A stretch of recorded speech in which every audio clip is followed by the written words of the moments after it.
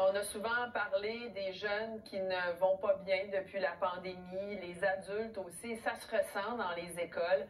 On en discute avec Stéphane Rostin-Magnin, qui est vice-président du syndicat du personnel de soutien scolaire des découvreurs. C'est dans le cadre de notre segment Faites la différence. Monsieur Rostin-Magnin, bonjour, merci d'être avec nous. Bonjour, Mme Gagnon.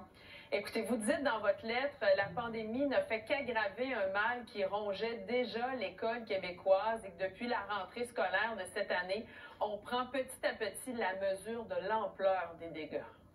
Oui, parce que cette année, c'est un peu la première année qui a ressemblé à une rentrée normale.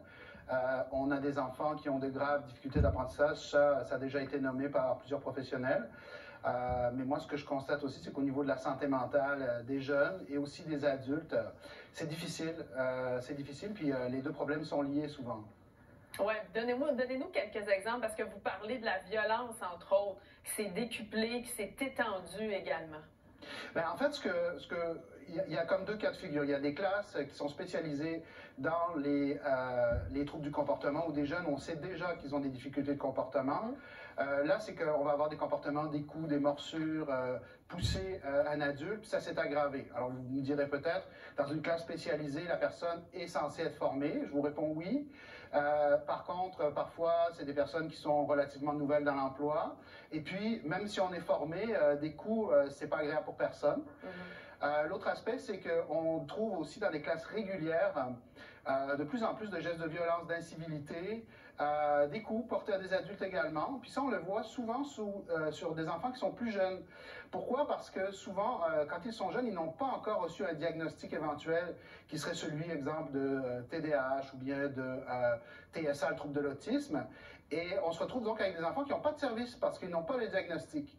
Et je voudrais préciser aussi que, diagnostic ou pas, le service, il s'arrête à la cloche. Hein. Au service de garde, donc les gens que je représente, il n'y a plus de service, là, à moins que la direction fasse un effort financier pour aller chercher du support. Et là, ce que vous dites aussi, c'est que les intervenants, vous en parliez dans votre première réponse, là, sont épuisés également. C'est pas juste, les effets ne se font pas juste sentir chez les jeunes, où on parle de problèmes d'apprentissage, entre autres, mais les intervenants aussi sont épuisés et on voit des démissions en bloc et ça ne s'améliore pas, là. Oui, les gens sont fatigués, les gens aimeraient être entendus, aimeraient être reconnus.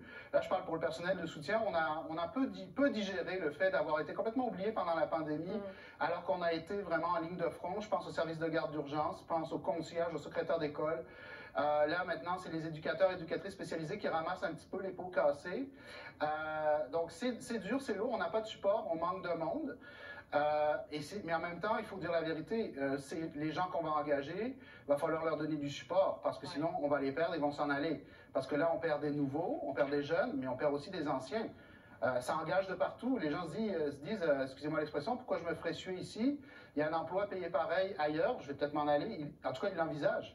Et vous dénoncez un peu aussi la loi d'Omerta qui règne dans le monde de l'éducation, qui font en sorte que les gens ne sont peut-être pas tentés de dénoncer publiquement. Vous parlez d'un mot-clic, entre autres, donnez l'exemple d'un mot-clic comme on l'a vu dans le mouvement MeToo.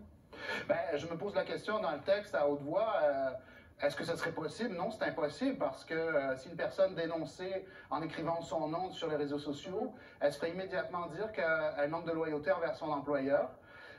Moi, j'ai envie de répondre aux employeurs, qu'est-ce que vous faites de la loyauté envers la population à qui on doit la vérité. Puis quand je parle des employeurs, faites attention, je parle de nos dirigeants en haut de la pyramide. Je parle pas des gens, des gestionnaires sur le terrain. Okay. Je pense qu'ils font leur possible. Ils sont de bonne volonté. Donc, vous souhaitez, puis ça revient à ce que vous dites en conclusion aussi, là, que tout est à reconstruire. Parce que vous souhaitez, c'est vraiment qu'on ait consulté carrément les gens sur le terrain pour trouver des solutions, notamment les intervenants. Ben absolument. Moi, j'appelle ça des états généraux. On pourrait appeler ça une grande table ronde. Ça pourrait mettre une commission à la commission Charbonneau où les gens pourraient aller parler librement, expliquer ce qu'ils vivent, qu'ils soient entendus, pour qu'on puisse prendre des décisions en fonction de la vraie réalité, qu'on ne prenne pas des décisions en haut de la pyramide, parce que je sens une certaine déconnexion des gens tout en haut. Oui, exactement. Vous donnez l'exemple de ce qu'on parlait la semaine dernière, là, du projet pour offrir le brossage de dents dans les écoles. Ça, pour vous, c'est complètement inadmissible. Bien, c'est qu'on n'est plus là. Excusez-moi, on reçoit des coups, il y a des incivilités, il y a des enfants qui ont des difficultés de comportement. Puis là, on va nous parler de brosser les dents. Envoyer une gang de petits garçons de première année avec chacun un tube de pâte à dents dans les toilettes, le concierge va être content. Mais en même temps, il faut aussi se dire que ça émane, c'est comme tellement irréaliste que ça demande qu'ils ne comprennent pas notre réalité. Je comprends. Bien, merci beaucoup d'avoir été avec nous, puis en espérant que votre message soit entendu.